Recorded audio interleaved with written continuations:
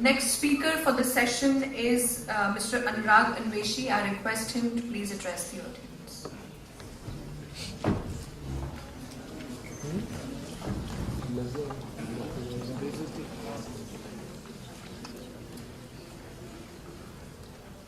यहाँ मौजूद मेरे तमाम साथियों,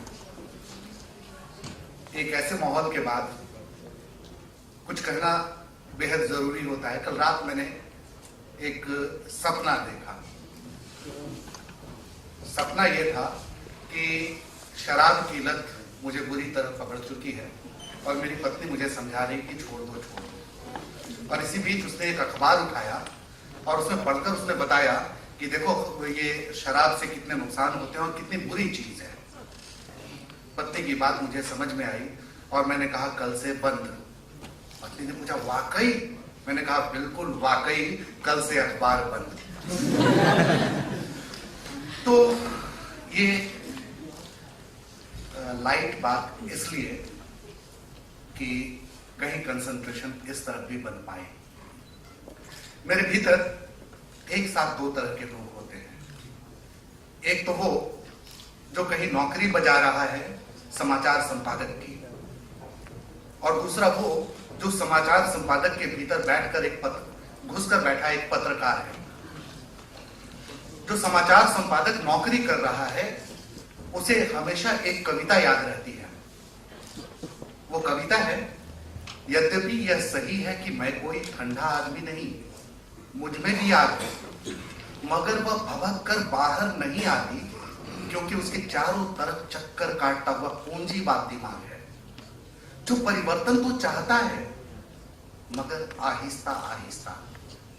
कुछ इस तरह की चीजों की शालीनता बनी रहे, हमारी गांठ भी ढकती रहे और विरोध में तने हुए हाथ की मुट्ठी भी तनी रहे। तो यह अजब स्थिति है कि हम पत्रकार विरोध तो करना चाहते हैं चीजों का, पर यह ध्यान रखते हैं कि विरोध की मुद्रा कुछ ऐसी हो कि हम अपनी कांख भी ढके रखें और हमारी मुट्ठी भी तनी रहे।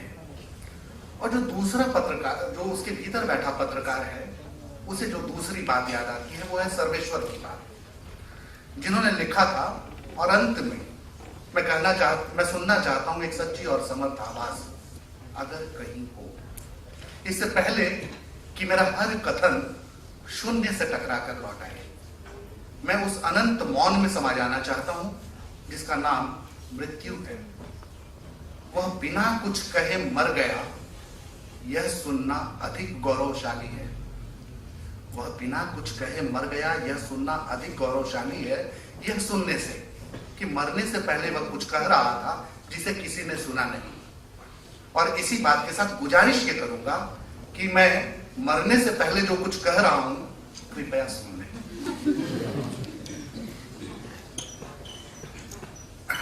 पत्रकारिता, लोग कहते हैं, तलवार पे की धार पे चलने का दूसरा नाम है। मैं नहीं मानता।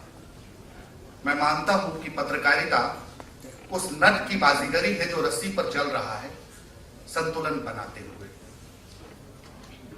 चूंकि खबरों को बेचने के पेशे में मैं जुड़ा हुआ हूं, पत्रकार कहीं भीतर दबा हुआ है। और आज जब आपसे संबोधित हो रहा हूं तो आपके बीच बैठा हुआ वह पत्रकार पता नहीं क्यों जाग रहा है। यह सच है, इससे के पहले के कई वक्ताओं ने यह बात बार बार दोहराई कि पत्रकारिता पर कई तरह के दबाव हैं, पूंजियों के दबाव हैं, खर्चे का दबाव है। फिर भी आलू बेचना, कपड़े बेचना और खबर बेचने का फर्क हमें समझना होगा। बातचीत के दौरान किसी ने, जब शुरुआती दौर में मैं पहली बार यहाँ बैठा तो बुके का काम चल रहा था। पीछे से किसी एक का कमेंट आया, पता नहीं कौन था, मैंने न चेहरा देखा न कुछ, बुके गलत तरीके से दिया गया। मैं मुस्कुराया। उससे पहले सरस्वती वंदना मैंने यहाँ पर होता देखा।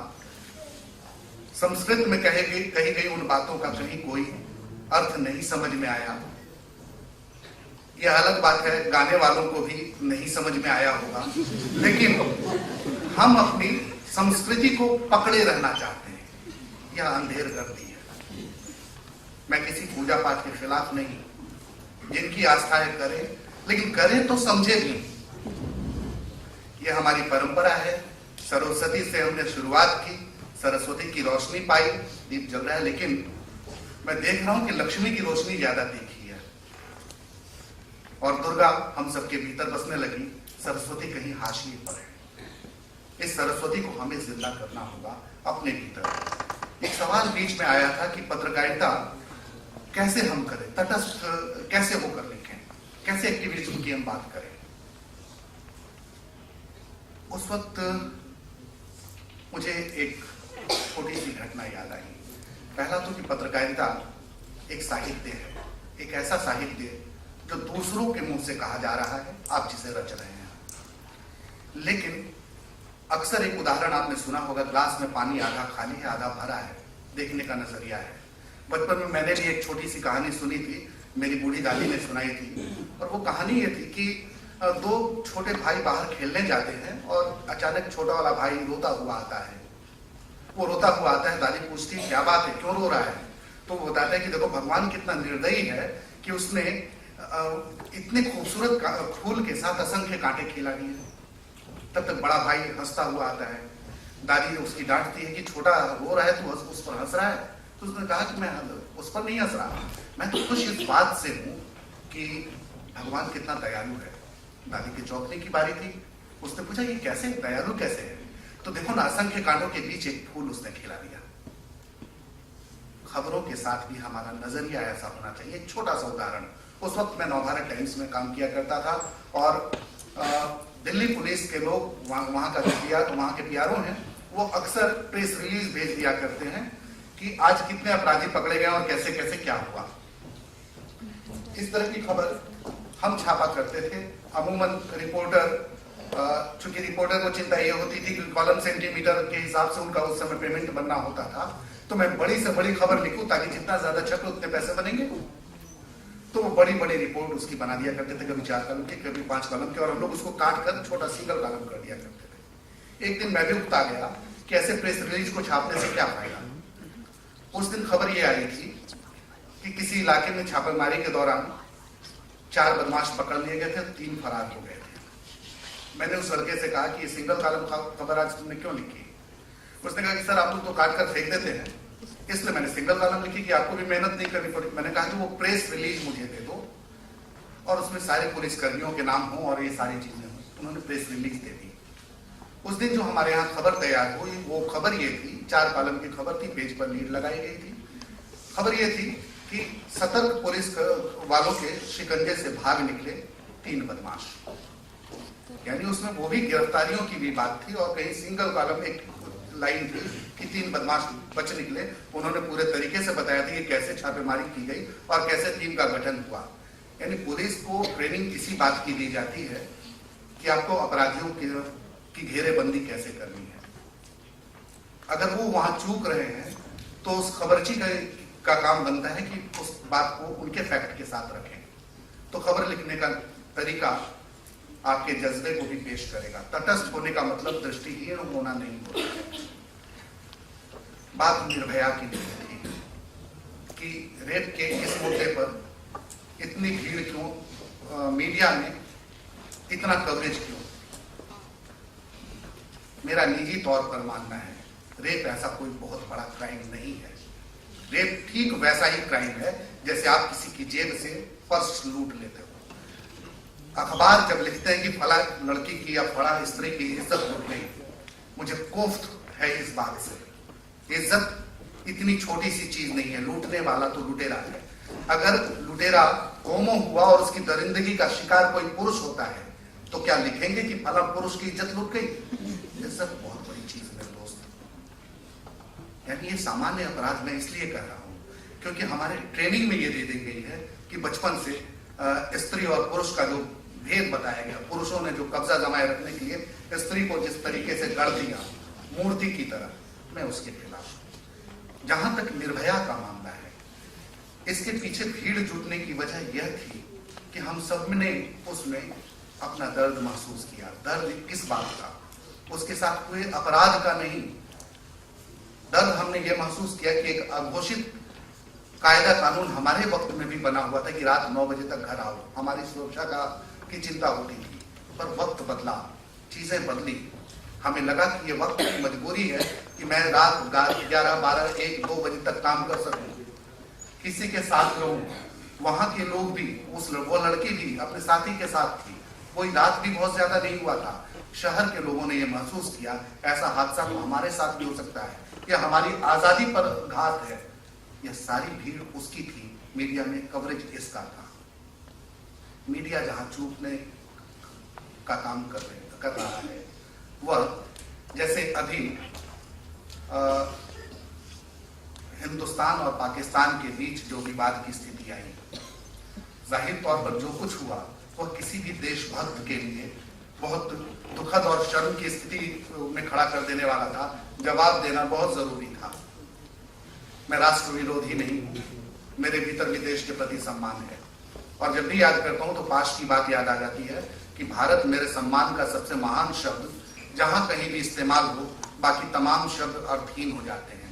लेकिन इस देश के प्रति मेरा प्यार अंधा नहीं हो सकता। यानी वो लोकल स्तर पर जैसे बाद में मामला सुलझा, वैसे सुलझाना चाहिए था, लेकिन अखबार में और चैनलों में स्पेशलिस्ट आ गए, उनकी भाषा ऐसी हो गई कि जैसे युद्ध छेड़ देनी चाहिए।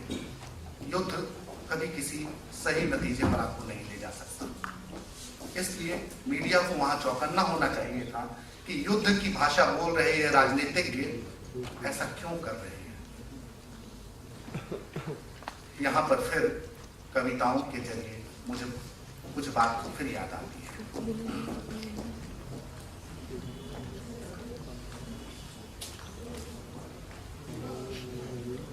चलो कविताओं की बात थोड़ी देर में फिर, लेकिन मीडिया को जहां निगाह रखने की जरूरत थी वो ये कि कहीं ऐसा तो नहीं कि हिंदुस्तान पाकिस्तान के मुद्दे को इतना हवा देकर जो लोकल और ज्यादा मजबूत मुद्दे हैं उनसे हम अपनी जनता को किनारा कर रहे हैं।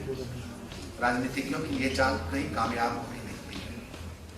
तो ऐसे शातिर चालों के साथ हमें भी सतर्क होना होगा। उस समय ढेर सारी ऐसी कई स्थितियां आई थी जिसे हमें कवर करना चाहिए था। कवर न हो पाने की वजह क्या होती है? थिंक टैंक की कमी।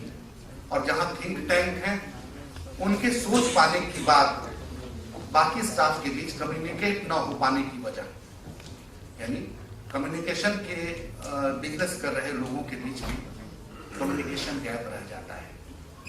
अगर हम इसे जितनी जल्दी पाट सकेंगे उतनी तेजी के साथ मीडिया अपने सक्रियता को समाज के सामने रख सकेगा, समाज को नई दिशा दे सकेगा। यहाँ पर आकर ये ध्यान आता है कि हम अगर ऐसी सक्रियता दिखाते हैं, हर पत्रकार ईमानदारी से सजग होना सीख जाता है। जैसा नगमा जी ने कहा था कि शब्दों का बहुत महत्व होता है, शब्द कभी चूकते नहीं हैं। लोग सवाल कर देते हैं कि ऐसा क्यों था, ऐसा आपने क्यों कहा। मुझे भी एक ऐसा वाकया याद आता है जब प्रसून हीरो होंडा के कांड को कवर करने के लिए स्पॉट पर गए हुए थे और स्टूडियो पे बैठा पत्रकार अचानक पूछ बैठा था कि हाँ प्रसून वहां के नजारे क्या हैं। प्रसून ने बहुत तीखा जवाब दिया था वहां से। वो जवाब ये था कि नजारों की बात तो मैं बाद में करूंगा, पहले महत्वपूर्ण सूचना मेरे से ले लें। उनके हाथ में घायलों की लिस्ट थी, कौन किस हॉस्पिटल में। तो ऐसी चूक प्रायः हो जाया करती है, लेकिन हमें उसके लिए सतर्क होना होगा और इज्जत जाने जैसी बातों से बचना होगा।